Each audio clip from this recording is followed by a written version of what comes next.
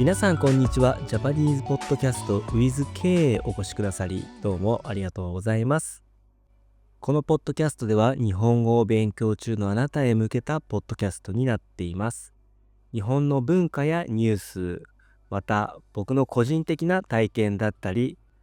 いろいろなことを日本語でお送りしています。皆さん元気にしていますでしょうか？前回第1回目ということで僕の簡単な自己紹介をさせていただきました。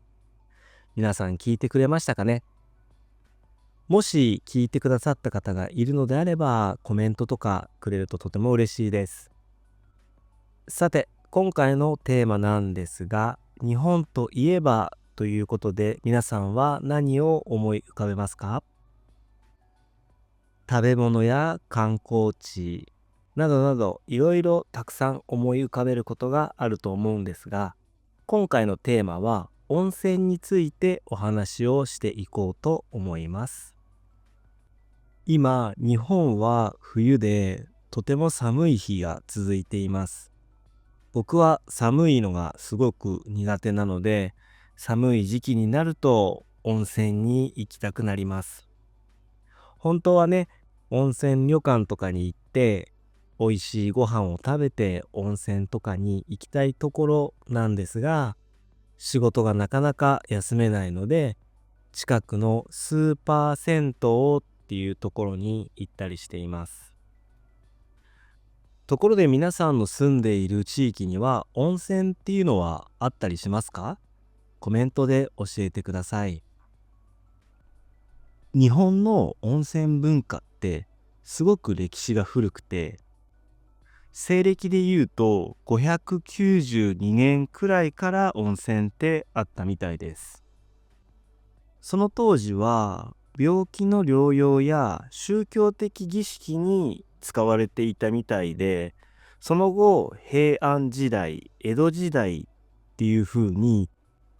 時代とともに庶民の間でも温泉が普及しました。それで一応ですね、日本には温泉法っていうのが昭和23年に作られたみたいで、温泉の定義っていうのが、温泉の源泉から採取した時の温度が25度以上、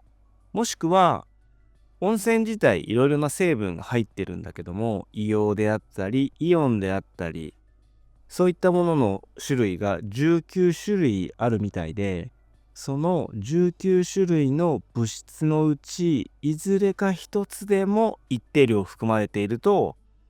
温泉っていう風に言えるらしいんですよね。僕も普通に温泉温泉って言っていましたけども、こうやって今回日本語ポッドキャストを作ってみて温泉について調べてみると、温泉法っていうのがあることすら知らなかったですね。そして日本の温泉の泉質って呼ばれる種類なんですけども、約9つの泉質に分かれています。その中で一番多い泉質が単純温泉っていうものになります。この単純温泉なんですが、無色透明無味無臭、そしてお湯が柔らかい。主な効能としては疲労回復や神経痛、筋肉痛、肩こりなんかに効きます。日本で一番多い泉質は単純温泉になります。この単純温泉っていうのは各種成分がすごく薄くて刺激が少ないっていうふうに言われていて、体に優しいみたいで、高齢者や子供、そして敏感肌の方でも入れるようなオールマイティーな温泉みたいです。あとは有名なところでいくと硫黄泉っていう温泉になります。特徴としては美肌効果や色がちょっと温泉についてんのかな。あとは少し刺激があります。あとは日本の温泉地行ったことある方なら嗅いだことがあるかもしれないんですが、少し匂いがあって苦手な人もいるかもしれないですね。主な効能としてはリウマチ、運動障害、霜焼けなんかに効くみたいです。そして最近日本ですごく人気があるのが二酸化炭素泉って呼ばれる温泉になります。お風呂に入ると手や足、肌のところに気泡がたくさんつくんですね。この気泡が肌についてすごい効果があるって言われています。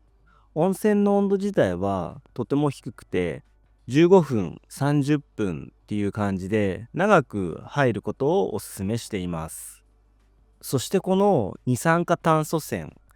一般的には炭酸泉って呼ばれてるんですけども、温泉地に行かなくてもスーパー銭湯なんかにもあるので気軽に入れる温泉となっています。スーパー銭湯の場合は人工炭酸泉になります。僕もよくスーパー銭湯に行くんですが、このお風呂だけは結構人が入っていて順番待ち状態が続いていることが多いような気がします。その他にもたくさんの種類があるので、興味ある方なんかは一度調べてみてください。ここで温泉にこれから行こうと思っている人へ向けた注意点となります。日本の温泉地、温泉ってタトゥーが入っている人は温泉に入ることができません。もしタトゥーが入っている方で温泉に入ろうと思うと、テーピングをしてタトゥーの部分を隠したりしないと入れないので、そういった方には各温泉地必ず家族風呂っていうのがあるので、そちらを利用するといいと思います。家族風呂は完全貸し切りのお風呂になっていて、周りに誰もいないのでタトゥーを出したままでも温泉に入ることができます。ただ注意していただきたいのは、貸し切り風呂の場合は温泉の泉質が変わる場合があるので、一度調べてから予約をした方がいいと思います。日本の代表的な温泉地、単純温泉であれば鬼怒川温泉、道後温泉、あとは二酸化炭素泉の温泉で有名な場所といえば有馬温泉、別府温泉、あとは硫黄の温泉で有名なのが草津温泉、別所温泉っていうところが有名な温泉地となっています。その中で一番僕が今行きたい温泉地っていうのが草津温泉になります。草津温泉って昔からの温泉街っていうのがあるみたいで、温泉に入った後、温泉に入る前なんかに街歩きが楽しむことができるみたいで、僕も一度行ってみたいなと思っています。